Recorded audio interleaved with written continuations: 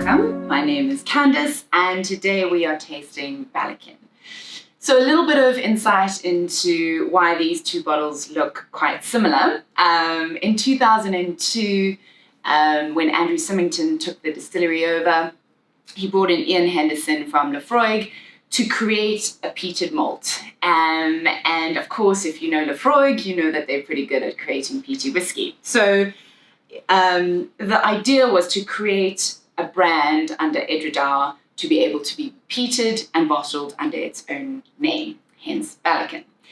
So as some of you may know, if you've watched any of these videos before, I really enjoy my peated whiskey. So this for me is really, really excited. A peated, beautiful whiskey from the heart of Speyside.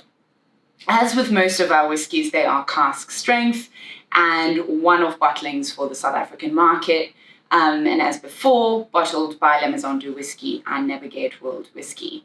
This whiskey has been matured in a first full American bourbon cask, so slightly fewer number of bottles available naturally, 229 only, and hence the color. Really, really light, beautiful color coming through, and that is what your American cask is going to deliver in terms of color. So peated to 50 ppm, so really getting some nice peat coming through, and distilled in 2010, which of course, if you're South African, we had a fun little year in 2010 with the World Cup.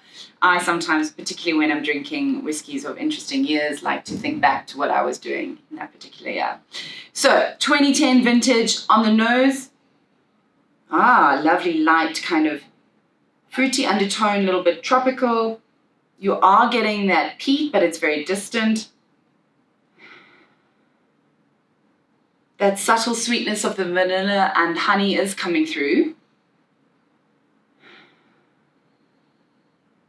But really quite nice and light, and not one is not overpowering the other. Let's take a little sip, see what we get with this beautiful Ballechin.